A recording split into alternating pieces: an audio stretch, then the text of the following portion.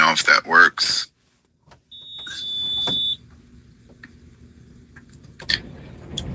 All right, here we go. Oh, I'm just sharing out the link, guys. Give me 1 second here. You guys filled it up quick.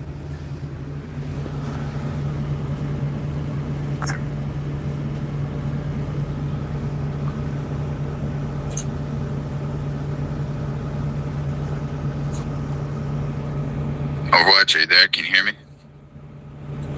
Yep, I can hear you.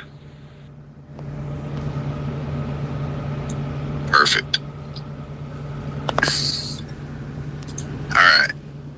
It's interesting that put out yesterday about the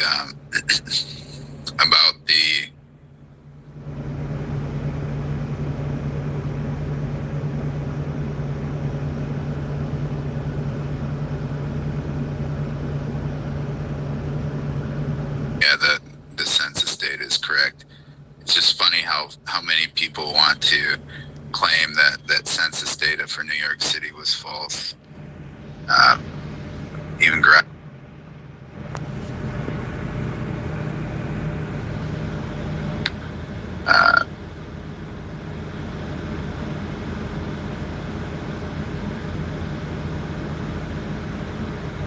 is correct. In fact, 7% European American, and Grok came back with 98% for New York City in 1905. That was quite, and Rush that I'm one of them.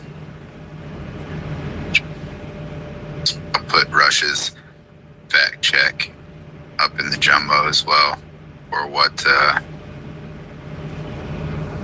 it came back at. And the 1905 New York City figures are accurate, align closely with the 1900 census of 98% white European, 1.8% black, and 0.2%. So that was pretty funny. And I'm getting, I'm getting a lot of responses in my comments of these people posting these pictures of Native Americans, the Indians, the Redskins, saying, "Oh, you invaded." And every single time I go in and look at where they're from, they're all from India. They're literally all from India. The Indians are the ones propagating this idea that we're invaders, we're immigrants on stolen land. The number one propagator of that are the Indians from India, which is funny because they're trying to push that propaganda to get us to accept them into our country. It's never going to happen. It's never going to work. They've completely fallen on their face. That gig is up. Nobody cares about that anymore. Yesterday, we saw Colonel Douglas McGregor, General Michael Flynn. He commented on Rush. I'm trying to get you up here. I don't know what's the deal, why it's not working. Overwatch, I'm going to make you co-host so you can try to bring these guys up too. If it's not working on my end. I don't know, this app is super glitchy in the last week. Rush, are you there? Yeah, it's making me speaker, but it won't let me take co-host. It crashed me out last time. I apologize, guys. Yeah, I thought it was too Rush. I thought that post was... I can't hear Rush. Oh, you can hear me? I need to cycle in.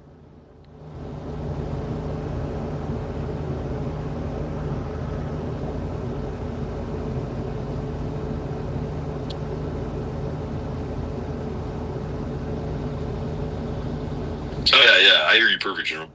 Perfect. No, this Jeet app, it's failing us again. At least Grok is working. I thought that post was pretty funny, General. But this guy said, these numbers are false. And then another person said, these are fake numbers. Grok, what is the real statistics? And Grok pretty much confirmed the statistics we were putting out.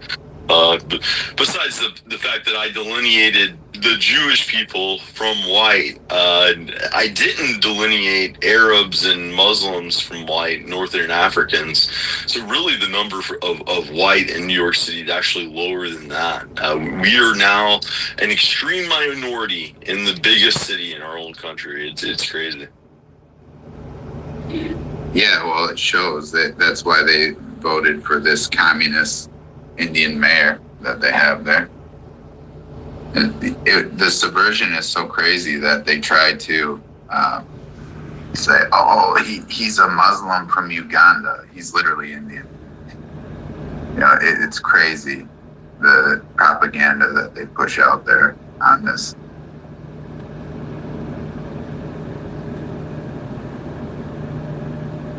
Yeah, the war levels of propaganda, I mean, they're pretty large. There was a lot of talk yesterday between Ukraine and Russia, and Zelensky going to accept that peace deal. What was Colonel McGregor's comment, General? I missed that.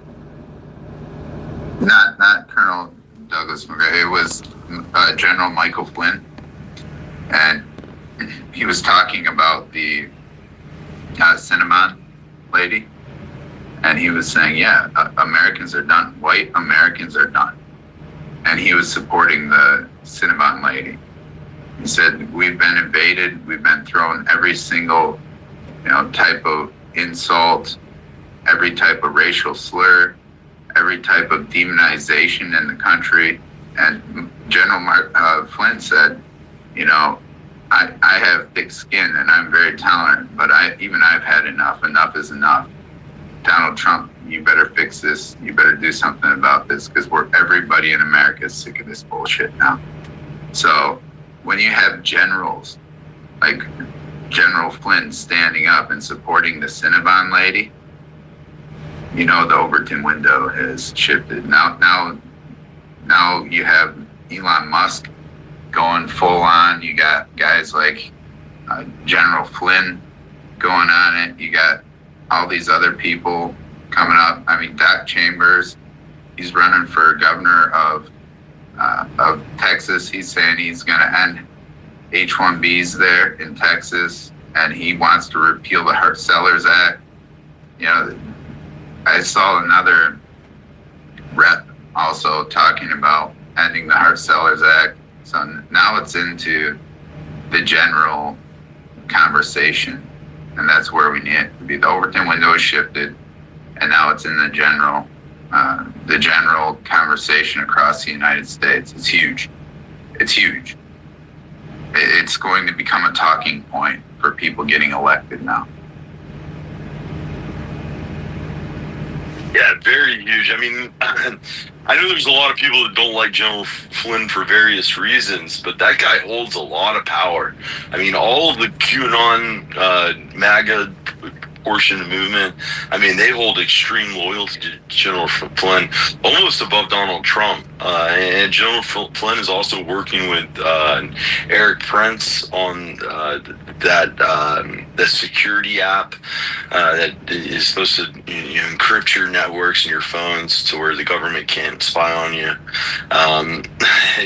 It's just I don't know. It seems pretty odd. Things are kind of lining up to those guys will be maybe leaders in some kind of force. And I'm constantly under Eric Prince's comments. I love Eric Prince. He's from Michigan. I'm from Michigan. I wanted him to run for governor in Michigan. But getting him in to run for president would be another huge play as well. People worried, he has a company that would maybe gear him towards warmongering, blah blah blah. Who cares? This guy's a real American. He has 12 children. He's done his part. He has a lot of skin in the game. He wants a future for his children in America, for his posterity. Those are the kind of guys you want in there. That's why I love Pete Hegseth so much. Same thing. He has a he has a lot of skin in the game. He has 7 children. He wants to propagate America. He wants what's best for America. He has more skin in the game than most other people, right? 7 children. That's a lot of skin in the game for you right there. So yeah, it's pretty awesome. Yeah, I mean, that's exactly what we need. We need an elite that's on our side. And both General Flynn and Eric Prince are those elites. I mean, especially Eric Prince. I mean, that guy has a lot of capital. I mean, his father owned that city in Michigan that he grew up in, pretty much. And he comes from a lot of family wealth. And I think he has everything in him in support for America in the United States of America, and not the global homo. And he's actually said things against the global homo. So yeah, I really think Eric Prince might be a good guy on our side. But hey, who knows if who the global homo will buy off and control between now and then. Speaking of global homo, I think the homo part of global. Nick Flynn, that was a pretty good interview he had with Piers Morgan. Piers Morgan. I actually listened to the whole thing. There were some pretty good sound bites throughout it. There were the times when he was debating on racial statistics and crime statistics. Man, I wish I could have stepped in for Nick. I mean, because I know all these statistics off the top of my head, and here he is debating per capita. I could have stated the per capita, him saying, well, what's the percentage per thing? It doesn't land as well as him saying the actual statistics. And throughout the rest of the debate, it was pretty funny. There's the part where he said, you said that Jews cause all the problems, women need to go back into the kitchen, and blacks mostly need to be in jail. He's like, how do you feel about that statement? He said, yeah, I agree with. He's like, even the blacks coming back to jail. And he goes, yeah. It was a pretty funny soundbite. But yeah, for the most part, I think Piers Morgan kind of looked bad. Yeah, but Nick Fuentes, he's a lifetime Democrat. Kaiser John and I and Aimless, we were on here when the elections were going on, and all the Groypers were taking videos of themselves going into the voting booth and voting for Kamala Harris, and then posting it on here. Like Nick Fuentes, he's against the Second Amendment. He's a typical Democrat. He praises communist leaders, and then they always, I had a guy in the comment section yesterday saying, oh, Nick Fuentes never said to vote for Kamala Harris. He just said don't vote for Trump. Well, all his Groypers. So back at that time, spaces were new, and John Kaiser and I and Aimless, we used to be on a morning space, and those Groypers used to come in and talk about the conversations they were having in their back chats. And yeah, his angle was to get people to vote for Kamala Harris, and they were pushing it. And they would talk about the conversations they had in the back chat. I don't watch Nick. I've never watched a single episode. I've seen clips of him, of course, on here a bunch of times. I've seen tons of clips of his stuff, but all his guys were, Nick Fuentes is a Democrat, and he's trying to pose as some type of right-wing, I'm going to co-opt the young Gen Zs and get them to rally behind me and then turn them all Democrat. So, yeah, that he's always been against Trump, told everyone don't vote for Trump. He went against Trump in the election. Nick is he is a Democrat, so just keep that in mind. He tries to position himself as a right-wing type guy, but all his policies, all his positioning is all Democrat. Well, the two sound bites I found the most interesting was not only are most of his friends black, and he called Trump supporters racist. He said He said all the racist Trump supporters, his supporters are more racist, and they're the real racists. I'm not a racist. It's the Donald Trump supporters are racist, and I think he's talking about, you know,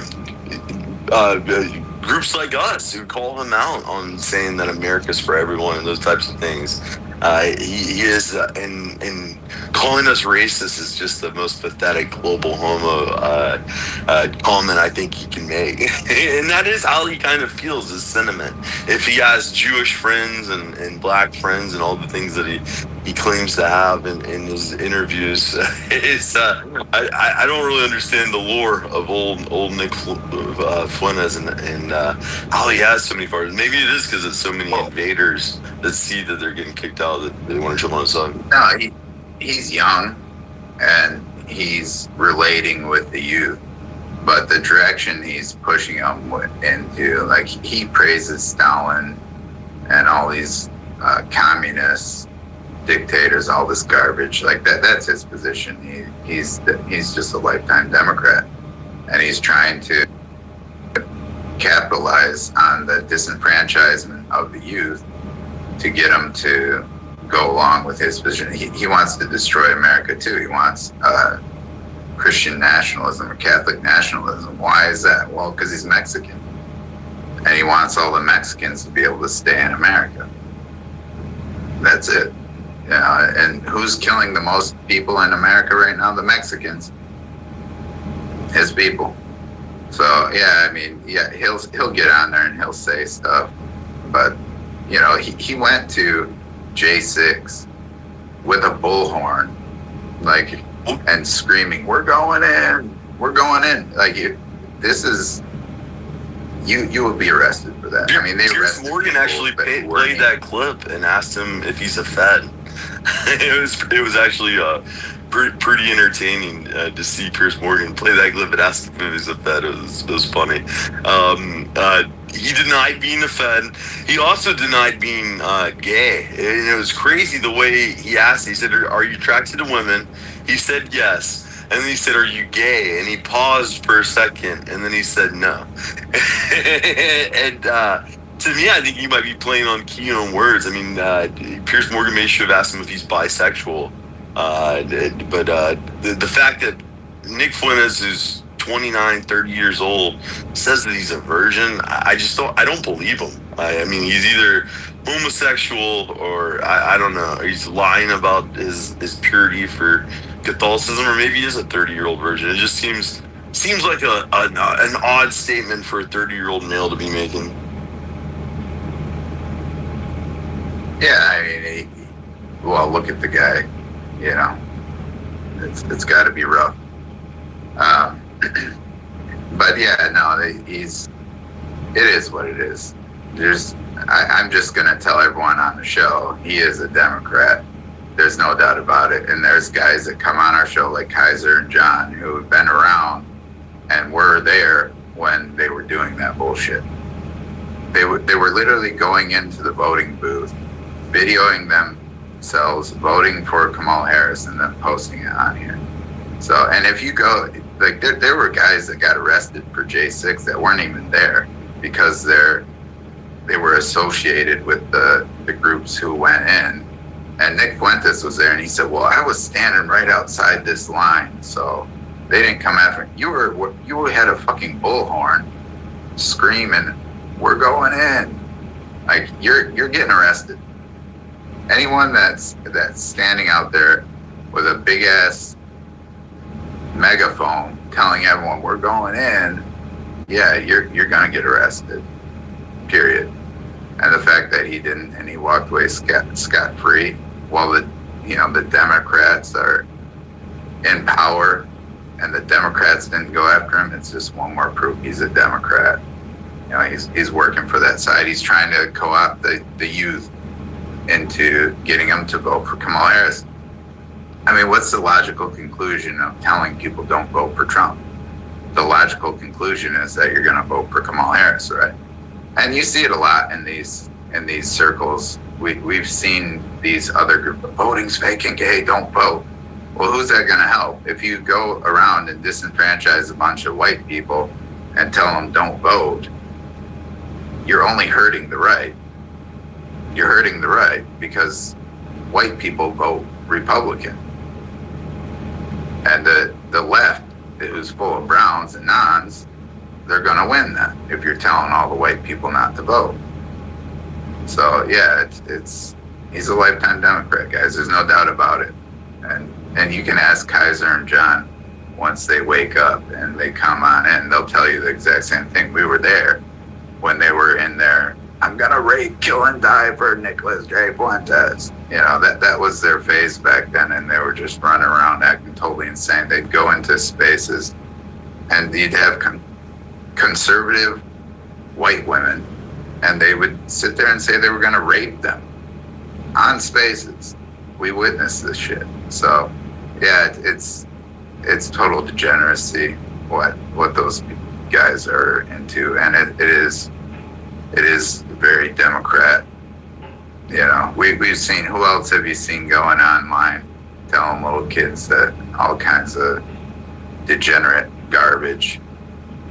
And what's that guy? That guy's a lifetime Democrat too. They're all lifetime Democrats doing this garbage. So, yeah, so that's my piece on Nick Fuentes, and you can look at his name, and you can go look and do a deep dive of how the Jews in Spain in 1492, the Jews were kicked out of Spain. In 1492, Christopher Columbus sailed the ocean blue, and most of the Sephardic Jews that ran out of Spain ended up shooting across the ocean. They ended up in Mexico and down in Central America in those areas. That's why you'll have like there's a bunch of them down there. What is it? Trotsky's granddaughter. She's Mexican, and she's in our government. She's in the American government now with I can't remember her exact title, but it's something to do with drug abuse. We'd have to look it up. Volkow or whatever her last name is, and she's Mexican. She's born in Mexico. The president of Mexico is Mexican. And Fuentes is a Sephardic name that comes from the Jews in Spain running out of there to Mexico. So it's the same thing with like the Jesuit. The Jesuits came about at the exact same time. The Jesuits had, the Jews in Spain had three options: leave, convert to Catholicism, become a Jesuit, or die. That's it. Those were their three options. They had no other option. And so, yeah, you'll see this kind of stuff coming out of those groups. But yeah, that just a quick rundown on what that is and connected in his name. Have you ever seen a picture of his father? I mean, that says everything you need to know. But I threw that post from General Flynn up in the Jumbotron, if you guys want to see what I'm talking about. And he's reposting a video of a guy talking about all the stuff with the Cinnabon girl and all that. And he says, please listen, I'm sick of it, and my threshold is pretty damn high. Enough is enough. And he's talking about this situation with all the whites. You guys can watch the clip. Alright, I'm gonna play that clip for y'all since you're not on X and can't go look at it. Let me pull that up.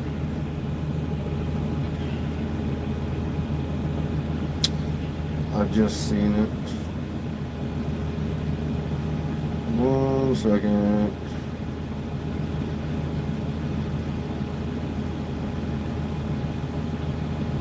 Not alone.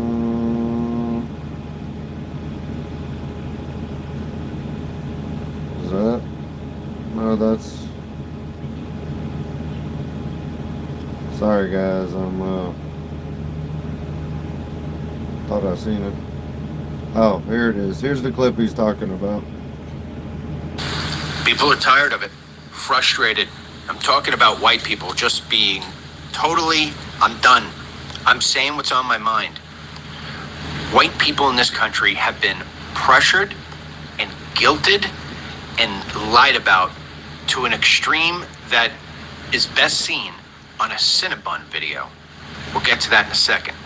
But think about how many times you've heard that as a white person, you are privileged, you have white privilege, and that you're a racist, and that you're a nationalist, and that you're a Nazi.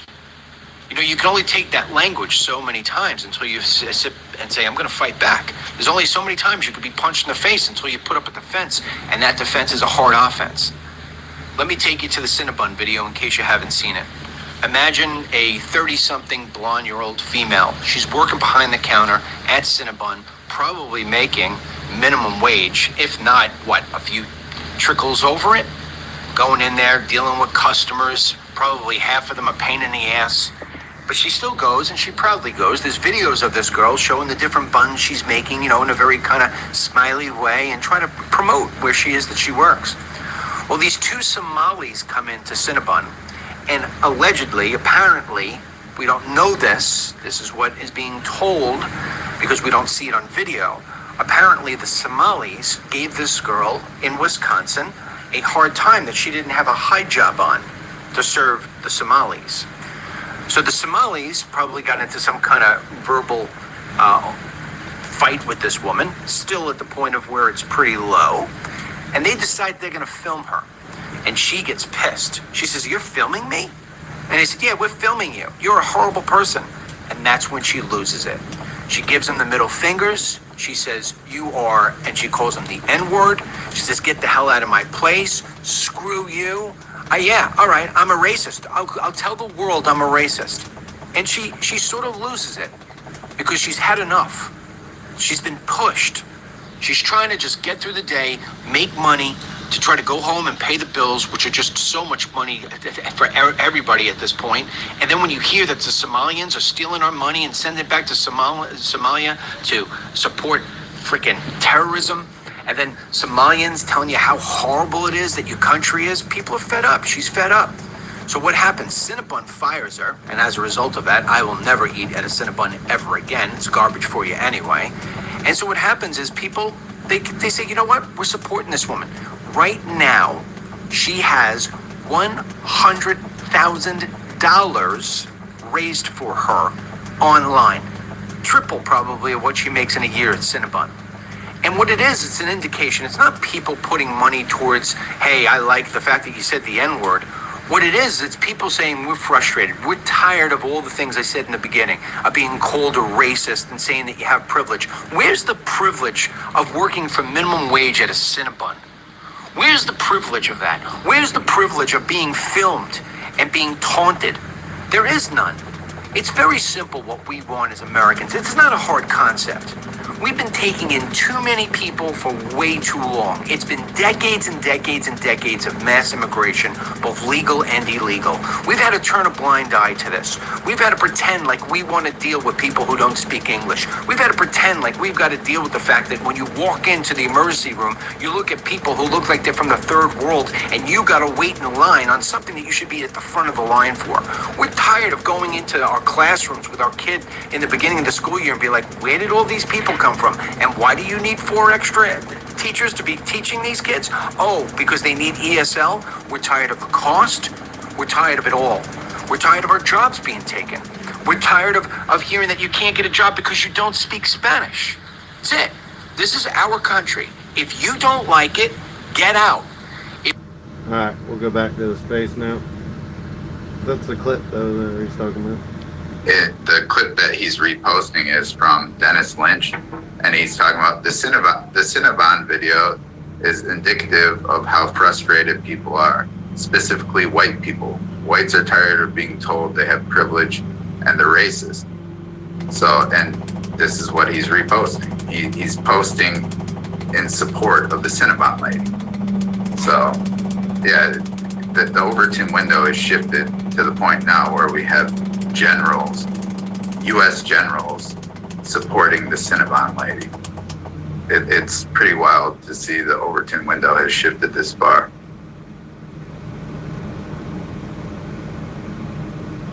Yeah, just one more comment on the Nick thing. He did address his dad being a Mexican. It was pretty funny. He kept throwing it in his face, and Nick was funny. Let's not talk about my dad. I don't want to endanger his job. It was pretty funny. Yeah, I mean, the president of Mexico is Jewish. We have all of these Jewish politicians coming from Cuba, like Mayorkas, and I mean, there's so many Hispanic Jews that, to me, it makes me concerned with any white appearing people or white looking people coming from Central and South America. That's why we need to do a huge reset and get all these illegals out of our country and actually facilitate the mass deportations, because I think the Jewish population in America has skyrocketed because of illegal immigration, and they've all come in now, and it has to be undone. But I saw did Trump put out a tweet yesterday or a comment talking about pulling out of NATO next year? Because I saw the discussions that NATO's done. We're done with NATO. How was that communicated that NATO is going to be abolished? Is that just assumptions, or does anyone have more information on that? I got to dig into it more. I don't know. I'm pulling it up right now to see what people are saying here. No more NATO. I mean, because that to me is huge. I mean, the United States of America is greater than 50% of NATO's budget. I mean, we need alliances, but I feel NATO alliance could very well pull us into war with Russia very soon, because you have France and Germany and Great Britain pushing to go send troops to Ukraine at an exponential rate, and it would pull us into supporting that.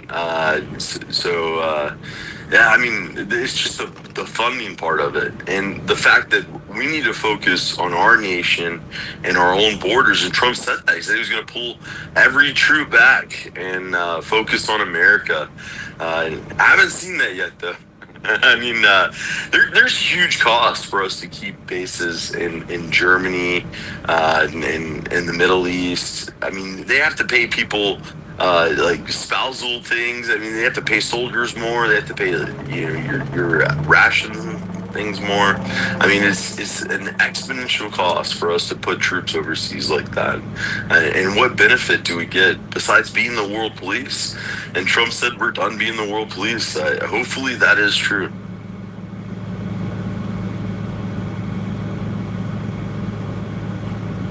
I'll have to dig into it more to get that true. I think it was a really long True Social tweet, and a lot of people are making comments on it afterwards, especially the NATO portion of it and how NATO is going to be abolished.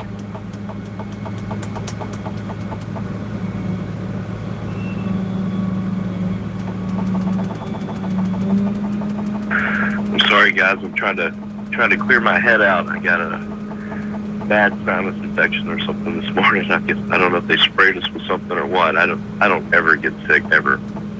I mean, it's been years. Yeah, you don't sound too hot, Overwatch. I woke up with a stomach bug this morning. It's that time of year, and the little petri dishers are walking around trying to collect every single bug that they can. Yeah, I mean, it's great rhetoric that we saw yesterday from the hard seller. James's article, I don't even think James is a verified account, and his article got I think last time I saw it was like 30,000 views, which is great for an unverified account. I mean, really good job pushing that yesterday, guys. I think that was a really great article, and I have mine ready to launch too. He got how many views did he get? I'll go check it.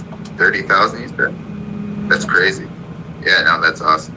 I put the post up in the Jumbotron if you guys want to share this out, and so people can understand the NATO budget. It's insane. The blue is America, and when you have all these little European countries trying to push us into a war with Russia when they're not even covering half the bill. Our unborn grandchildren are going to be paying for this bullshit. You know, that's what pisses me off when you hear Europeans start heeing and hawing about wanting to go to war when they don't even pay for it. They don't pay for it. It's not their men and it's not their money. And yet they want to be the warmonger telling us, you're going to go here, you're going to go in there, you're going to fight. No, we're not. We're not. You want to do it? You pay 80%. Go ahead, you pay 80% of the cost and you put up 90% of the soldiers. And then you can talk. Until then, you sit down and shut up. It's that simple. You know, and yeah, some of these countries have some good soldiers. They have some good war fighters, but nothing like America. Nothing. America's chock full of full-blown killers, real warriors. Okay? And we're the ones footing the bill. And we're going in debt. We're $38 trillion in debt. This is a crazy debt that even our, like I said, our unborn great-grandchildren are going to be having to pay off because the Europeans wanted a free ride off of our backs. So, yeah, that's crazy number right there. Look at how much we're dumping into NATO every single year and getting nothing in return except for all these global homo faggots over it in the EU. Not Europeans, the EU. You know, like Rev and Ivy are always talking about the EU and Brussels constantly trying to push us into global wars. Do you notice since Trump's got in office, he's cutting all these wars, and who are trying to drag us into the wars the most? Netanyahu, whose boss is the bankers, the Rothschilds. They're the ones who founded. The Rothschilds are the ones who founded Israel, and the global homos out of the EU, out of Brussels. Isn't that strange? They're supposed to be our allies, and all of a sudden they're desperate to keep dragging us into all these forever wars, and Trump hasn't fallen for it. Yeah, he's gone and bombed a couple places, which I have no problem with. I mean, you want to go bomb somebody, takes, you know, like with Iran. He went over there. That operation was 45 minutes. That's it. Took us 45 minutes. We went there, bombed their ass, and flew home. And it was done. That's it. That's how you do it. That's the way you're supposed to do it. Trump did it right on that. There's no forever war. There's no bullshit. He went in, took him 45 minutes, the fastest war in history. You know, that is the way you handle shit. And it ended all that nonsense that Netanyahu was trying to pull us into. So then what did Netanyahu do? He bombed Qatar. And then he bombed Lebanon. And then he bombed Syria. He fucking bombed everybody under the sun, hoping that we would get back into a forever war for the bankers. Because every war is a banker's war. And Netanyahu's boss are the bankers, the Rothschilds, who established Israel. You can go, somebody put it in the comment section, please. The video of Jacob Rothschild in the interview where he pulls out the Balfour Declaration and about how it was the Rothschilds who set up and founded the state of Israel. And you'll understand what I'm talking about. It's the same people who are running Brussels, running the EU. It's the bankers. And that's why they want to go into another forever war. Because every war is a banker's war. And Trump's not doing that. That's why Trump's focused on ending all those wars. You know, he bombed Yemen for a week and a half or whatever. No problem. In and out. He bombed in Somalia, took out the ISIS asshole terrorists. One bomb, boom, done. He didn't go to a forever war.